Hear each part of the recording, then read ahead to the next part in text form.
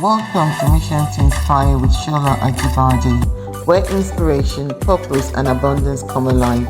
Together, we'll empower lasting change, helping you step boldly into your greatest potential. Hi, everyone. Welcome to Mission to Inspire. My name is Shola, and I'm joined today by Troy Hadeed. Hi, Troy. How are you? I'm good, Shola. Thanks for having me on your show. Thank you so much for coming on. Troy, normally we will leave it to you to introduce yourself because we want to know you. I'll just say a little bit about you. So I know that you are a yoga teacher, a seasoned one. Are you ready to unlock a life of abundance, wealth, and purpose? I'm Shola Ajibad, your money, abundance, and prosperity coach, and I'm inviting you to join me on the Faith Hub, where faith meets prosperity. Inside this app, Faith Hub, you get to access my exclusive coaching, powerful money affirmations, and life-changing resources to help you attract financial success and walk boldly in abundance. Dive into my books, live sessions, and daily affirmations designed to transform your mindset and align you with divine wealth. Join me today on Faith Here and start speaking prosperity into your life. Download the app, Faith Here app, now and step into your season of massive abundance. I shall see you on Faith Here app. Join me there and see you soon. You are an entrepreneur and you're a spiritual explorer from Trinidad and Tobago. I'll leave it at that and I'll let you tell us more about you. Yeah. I was born in Trinidad a few years ago. Okay. And I've lived here for my whole life. I went to school in Florida. Okay. And for about 4 years, and I've traveled quite a bit. But Trinidad's always been home, and Trinidad is home, and that's where I am now. And, I've done many things. I've owned a hemp store. I've had a recycling business for over 15 years. I just released my first book last October. My name is Love, speaking. So important we help people excavate the human experience, connect people to their understanding of God in a deeper way, and allow us to remember what it means to love, remind us what it means to love, Yeah. Okay, thank you so much for using yourself you better. So your fascinating journey, is that more your travels and love? Wow. I can't say there was, but when it comes to love and compassion, my greatest teacher is a man we know as Jesus Christ. And but I connect to him not so much within the box of religion, very much so beyond that box. But he is my greatest teacher in so many ways, And through the teaching of yoga, when we think of yoga, for me, yoga is more an understanding that we really aren't separate. We aren't different. That Troy and Shola may have two different bodies, but they are part of the same whole.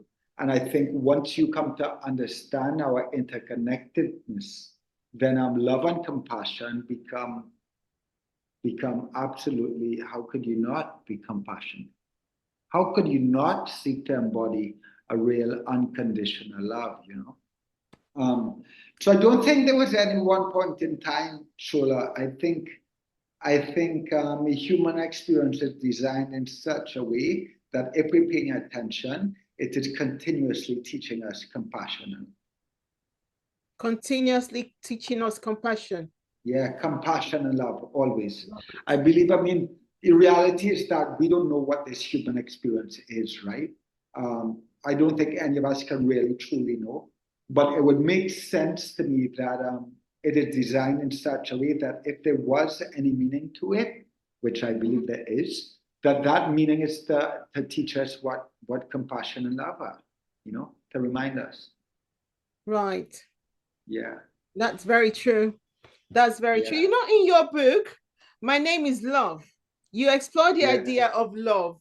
as our true identity. How can we actually practice living from this place of love in our daily interactions, especially in the moments of conflict or misunderstanding? Because there will always be conflict and there will always be misunderstanding. Yeah, wow. That's a big question, Shola. So you're right. My book, which came out last year, it's called My Name is Love. Okay. And the name of it was renamed a few specific purpose. And I'm going to speak to that of all conflict in the world, all of it. And I'm going to call it what I call our identity crisis. I think the whole world, we are all in identity crisis because we are identifying ourselves with our physical, around our physical body. We identify ourselves according to race, religion, name, gender, sexual orientation, nationality, all these different things. And all of them make us different. All of them separate us and divide us. So the book, in a lot of ways, is about us coming back home to who we really are, which is the only thing I can really truly identify with is love. Because I know if I identify with love, that makes us all the same. Love and God. Whatever someone's understanding of spirit of God is, the fact is that because I say God might be a square, a blue square, and you say God might be a yellow triangle, it doesn't mean that it's a different God. It just means we see God different. But God existed before I gave God a name and form. That's true. Therefore, God is the same. No matter what form or name you put on God, it is the same God. It is the same God, yes. And so I identify with love and I identify with spirit. And as long as I do that, it makes us all the same. And that's the world I want to live in. Because the fact is that if I identify with anything else, then we begin to be overcome with this sense of what is mine. Right. Because I identify as an individual. And here's what I'm really unfortunate that we're not recognizing, Shola. As long as I identify with my body, and as long as I identify as being an individual named Troy, then I only have one certainty, and that certainty is death. Right, okay. And that's the reality. So then the unconscious programming of my mind is self-preservation. Because it knows that my only certainty is death. So everything is about me, I, my needs, my wants, my desires, my land, my beliefs, my opinions. So I begin to live my entire life trying to defend all these layers of my identity. Yeah, okay. You understand? You see why I say it's at the very root of all conflict? Right. But the second I recognize that I am not my body, that there's a seed of God within me, that is who I am, then I begin to see everyone else in that way as well. Yeah. Everyone else becomes that seed of God that happens to be occupying a body. Yeah.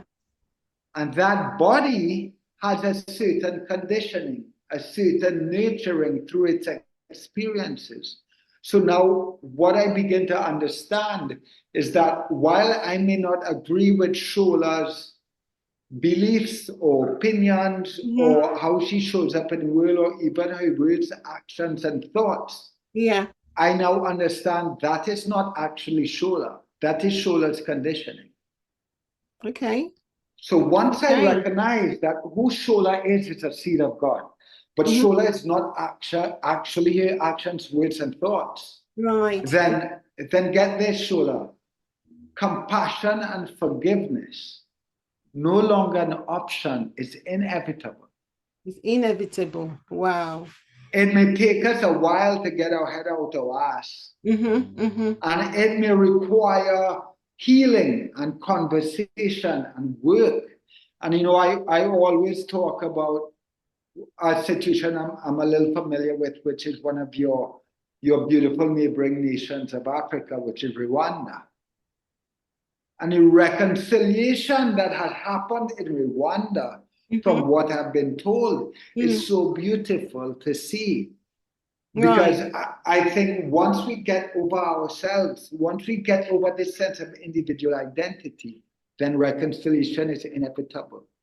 Right. Then peace is inevitable at some point, as long as we do the work necessary to recognize this is not who I am.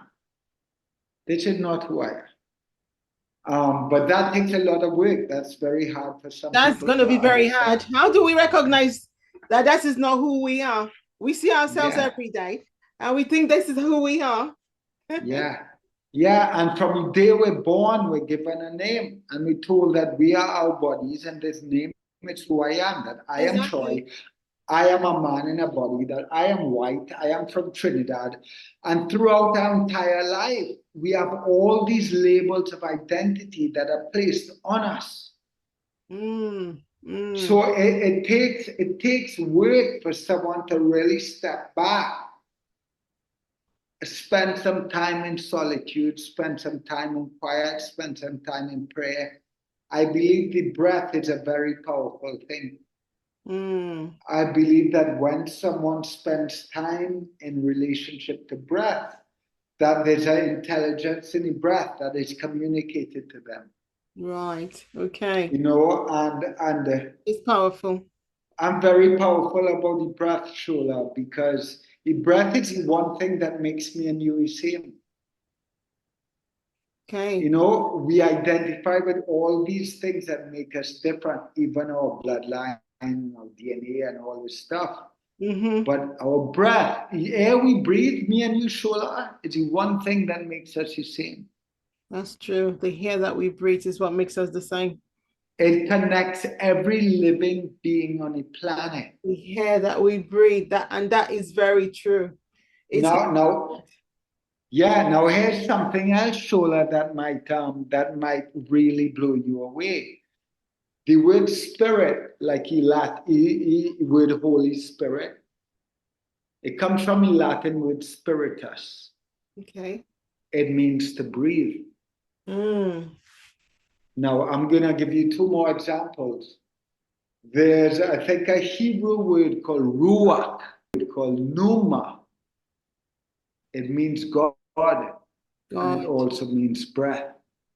Wow, okay. And I'm pretty sure, I can almost guarantee that if you look into African ancestry and African language, you will also find words that mean God, and that same word meaning breath. That's true. That's true.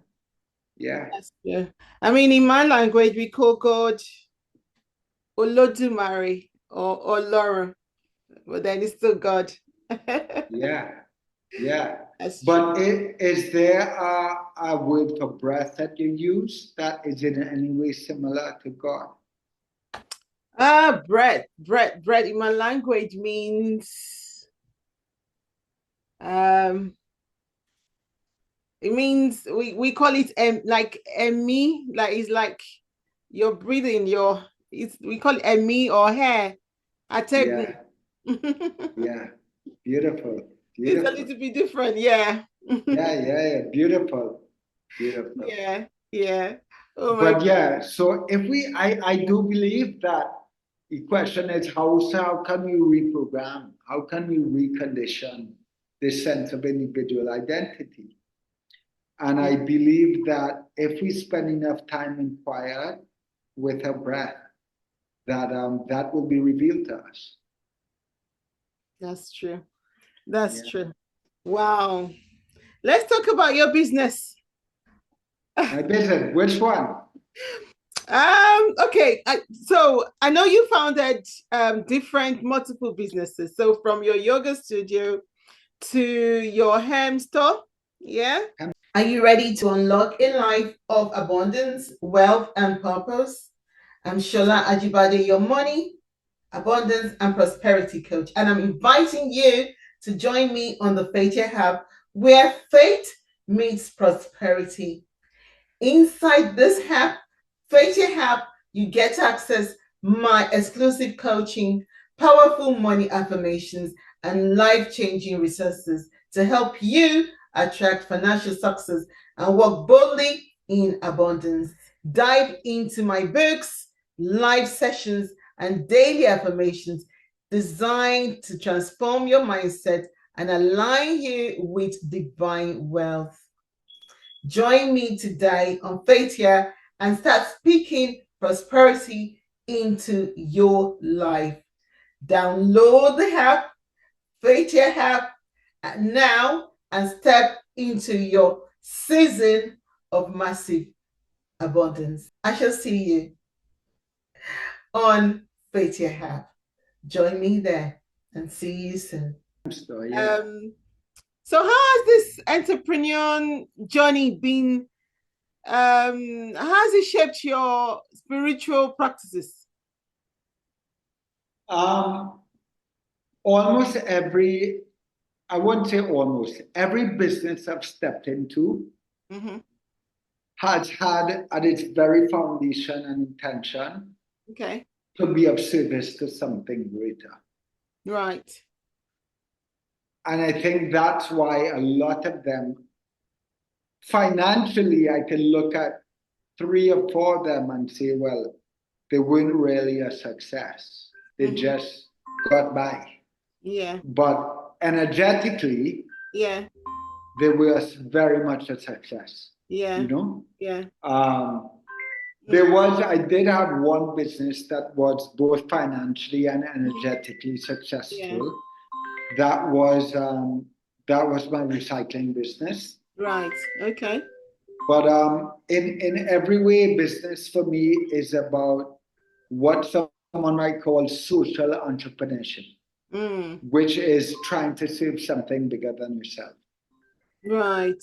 In fact, talking about your business, I know that, let's shy away a little bit from your business now. You walked coast to coast across Central America and then spent a prolonged period in silence. Was that to do with your spiritual practice?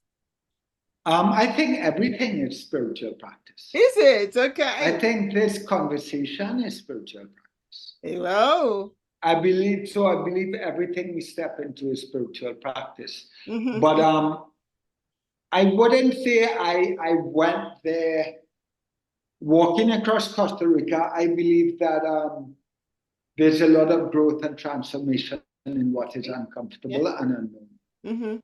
So I think for me, that was me seeking an experience that held an element of growth and transformation for me.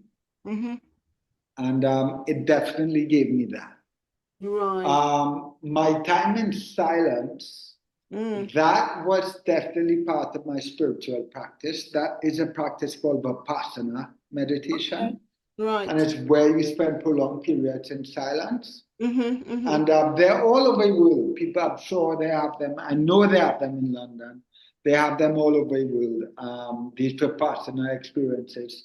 So you go into experiences where you sit for prolonged periods of time in silence, usually with a group of people. But it is really all to cultivate a relationship with our mind, you know? Yes, yeah. And mind is so powerful that only when we cultivate this relationship to mind, I think, can we really tune into the what I would call a voice of God. Yes. Wow. Wow. Well, you also teach divinity, which exists within every individual, and that our everyday relationships are the ultimate spiritual practice. Just exactly what you're saying. Anyway, how can we start to see the divine in ourselves and also in others? Oh, well, you can only see it in others when you see it in yourself. That's complicated. You know?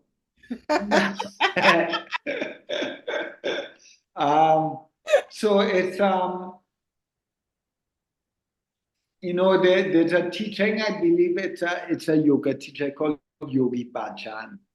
Okay. I believe this quote is from him.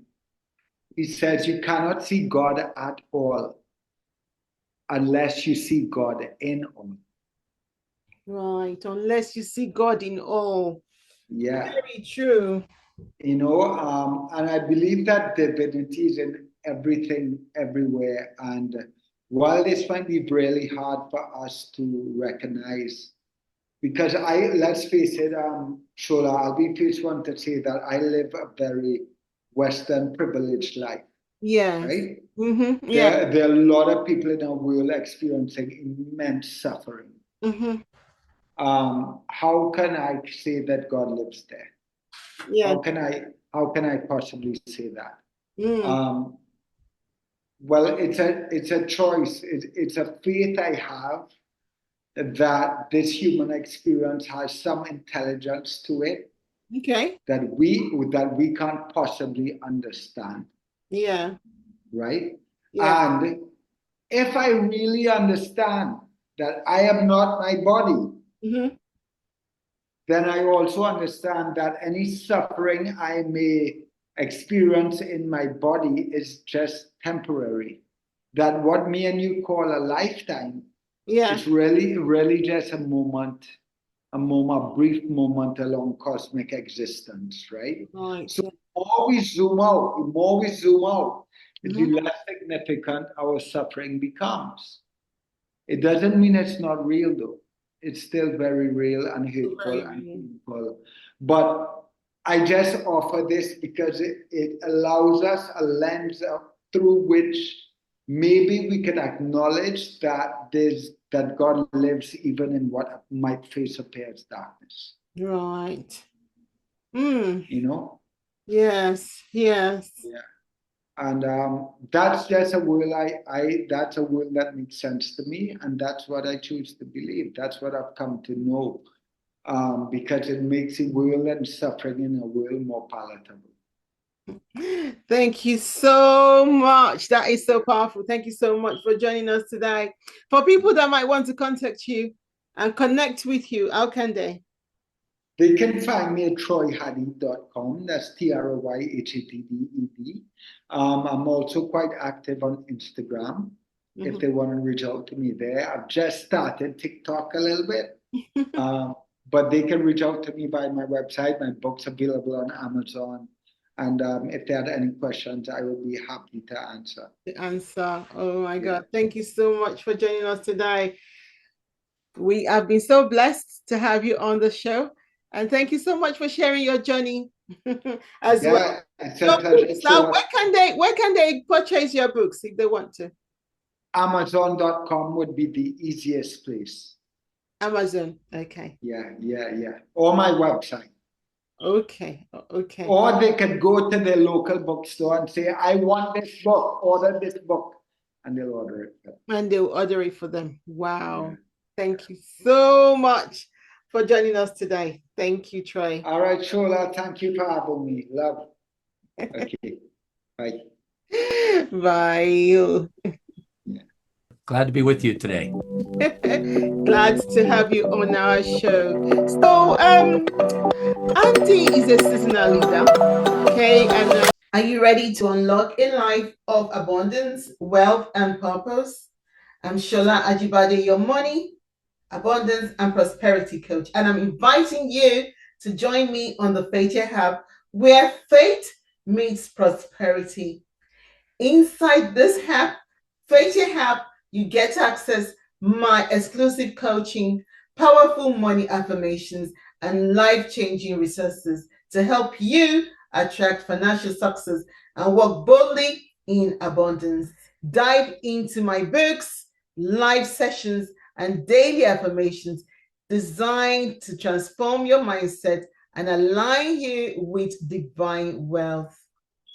Join me today on Faith Here and start speaking prosperity into your life.